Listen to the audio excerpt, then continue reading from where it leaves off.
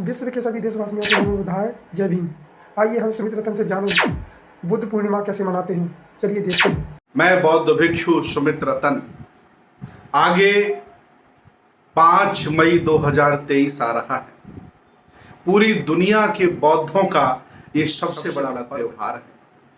मैं आपसे पूछना चाहता हूं, आपसे जानना चाहता हूं कि आने वाला पर्व बुद्ध पूर्णिमा, बैसाख डे आप कैसे मनाते हैं। अगर आपको नहीं जानकारी है तो मैं आपको बताना चाहता हूं कि आपको बैसाख डे बुद्ध पूर्णिमा कैसे मनानी है।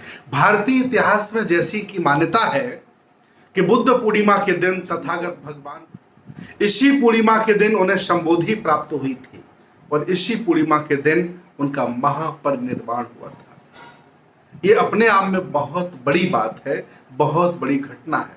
दुनिया में जितने भी लोग पैदा हुए लेकिन उनके साथ ऐसा नहीं घटित हुआ जैसा महाभैषज्य गुरु के साथ हुआ है। मैं चाहता हूं आप बुद्ध पूर्णिमा कैसे मनाएं। बुद्ध पूर्णिमा के दिन आप अपने घर को अगरबत्ती मोमबत्ती से रोशन करें। आप अपने घर को लाइट से सजाएं। आप अपने घर को दीपक से जगमग करें और नए कपड़े पहने, हो सके तो वस्त्र धारण करें। सभी लोगों को साथ बैठाकर, अगर आपके आसपास कहीं बौद्ध भिक्षु रहते हैं, बौद्ध विद्वान रहते हैं, बौद्ध आचार्य रहते हैं, संस्काराचार्य रहते हैं, तो उनको आमंत्रित करें। बुद्ध वंदना, धम्म वंदना, संघ वंदना, त्रिशण पंचशील ग्रहण करें और बहुत ही अच्छे पकवान बनाएं।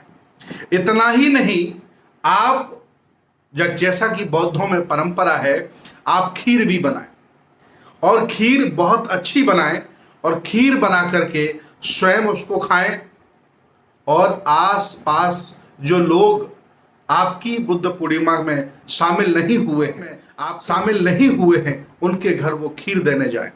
जब आप उनके घर खीर देने जाएंगे और कहेंगे कि मैंने बुद्ध पूर्णिमा मनाई है, मैं बौद्ध हो गया हूं, मैं बौद्ध के विचारों पर चल पड़ा हूं, उनके आदर्शों पर चल पड़ा हूं, मुझे बुद्ध अच्छे लगते हैं, बुद्ध से अच्छा कोई दूसरा मानव नहीं है। जब उन्हें खीर आप देने जाएंगे तो सहर्ष व खुशी से आपकी खीर स्वीकार कर लेंगे और अगली बार जब बुद्ध पूर्णिमा आएगी जरूर शामिल होंगे। याद रखें, अभिमान घमंड किसी भी तरह का उसे दूर रख दें। करुणा दयाशील भाईचारा के साथ सबको जोड़ें और जाति भेद ना करें। अगर बुद्ध पूर्णिमा के कार्यक्रम में आपके घर में ब्राह्मणों के द्वारा बनाई गई एक ही जाति के लोग शामिल, भी जातिवादी हैं। आप बहुजन समाज के जितने भी लोग आसपास रहते हो सबको आमंत्रित करें, सबको खीर देने जाएं, तब जाकर के बहुजन समाज बनता है। भगवान बुद्ध के धम्म में जाति का मतलब है जन्म लेना। जाति का मतलब ये नहीं कि ऊंची जाति नीची जाति। और ये भाव अगर आपके मन में बैठा है तो आपसे ज्यादा मनुवादी और आपसे ज्यादा नालायक व्यक्ति दुनिया में कोई नहीं हो सकता। बुद्ध पूर्णिमा के दिन सफेद वस्त्र पहने और एक बात कभी ना भूलें, वो बात बहुत महत्वपूर्ण है, पंचशील का झंडा जहां भी मिले, जैसे भी उपलब्ध हो सके मंगाएं और बुद्ध पूर्णिमा के दिन अपने घर के ऊपर जरूर लगाएं। जब बुद्ध पूर्णिमा के दिन अपने घर में आप पंचशील का झंडा लगाएंगे, देखेंगे तो पूछेंगे कि झंडा किसका है। काफी लोग तो आपसे मजाक करेंगे, किस देश का आपने झंडा लगा लिया है। तो आप जब बताएंगे कि भगवान बुद्ध के धम्म का झंडा है, 5 शीलों का झंडा है, 5 रंगों का झंडा है, सारे धर्मों के झंडे अलग अलग हैं पूरी दुनिया में, लेकिन भगवान बुद्ध के धम्म का झंडा पूरी दुनिया में एक ही है। और ये झंडा मेरे अकेले घर में नहीं है। छोटी छोटी पार्टियां तुम्हारे गांव की होंगी, शहरों की होंगी, प्रदेशों की होंगी, एक देश की होंगी, लेकिन भगवान बुद्ध की इतनी बड़ी पार्टी है, इतना बड़ा धम्म है, जिसे 70 देशों के घरों में ये पंचशील का झंडा लगाया जाता है। आप अपने आप को नगर से, मोहल्ले से निकालकर अंतर्राष्ट्रीय बना लेते हैं। इसलिए कभी मत भूलें कि आप अपने घर पर बुद्ध पूर्णिमा के दिन पंचशील का झंडा लगाएं, सफेद वस्त्र धारण करें, बुद्ध वंदना, धम्म वंदना, संघ वंदना करें, आचार्य से, बौद्ध भिक्षु से त्रिशण पंचशील लें, हो सके तो करें। जब आप पढ़ेंगे बुद्धिज्म को तो उसकी जानकारी मिलेगी। और हो सके तो बुद्ध पूर्णिमा के दिन आप दान करें। आप किसी गरीब व्यक्ति की हेल्प करें, आप किसी असहाय व्यक्ति की हेल्प करें, हो सके तो बौद्ध भिक्षु को दान करें।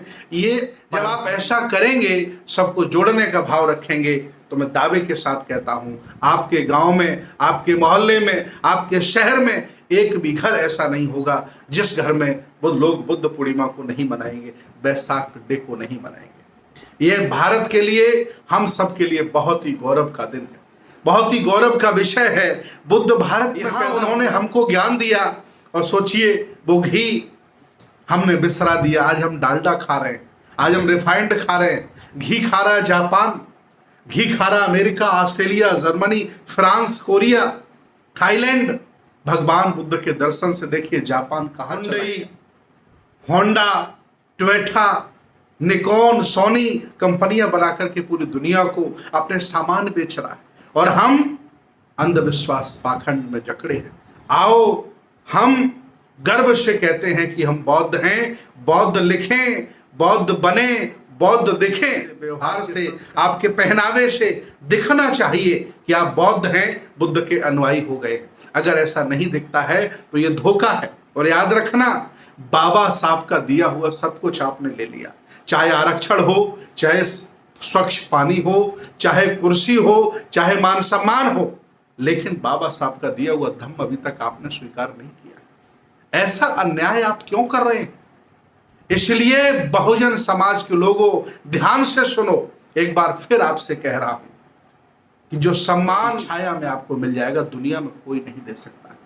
और बाबा साहब ने 20 वर्ष अध्ययन करके आपको भगवान बुद्ध का धम्म दिया। विचार करिए, सम्राट अशोक ने अपनी बेटी अपने बौद्ध भिक्षु बनाकर के विदेश में प्रचार करने के लिए भेजा।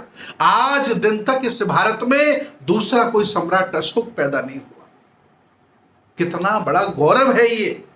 लोग लांछन लगाते हैं हमारे चरित्रों पर, हमारे पात्रों पर, हमारे महापुरुषों पर। उनकी बात पर ध्यान मत दीजिए, क्योंकि आपके हाथ में लेखनी नहीं रही। लिखने वालों ने आपका चरित्र हनन किया है, आपके साथ अन्याय किया है, आपका चित्रण अच्छा नहीं किया। इसलिए घबराइएगा नहीं। आ रही है 5 मई 2023। मत का घर मोहल्ले में सबसे अच्छा चमकना चाहिए। घर का कलर कराइए, अच्छे कपड़े पहनिए, खीर बनवाइए, हर्षोल्लास से उसको सेलिब्रेट करिए और धन्यवाद दीजिए कि बुद्ध आपकी वजह से हमें समता, दया, आपकी वजह से हमें लोकतंत्र मिला, और आपकी वजह से हम वर्ल्ड वाइड हो गए हैं, दुनिया में छा गए हैं। ऐसा भाव रखते हुए देश भारत के सभी जिंदा लोग, विज्ञानवादी, तर्कवादी, बहुजन समाज के लोग मनाएंगे, और घर पर पंचशील का झंडा लगाना कभी नहीं भूलेंगे। बहुत बहुत धन्यवाद, बहुत बहुत साधुवाद। मंगल कामनाएं आपके लिए।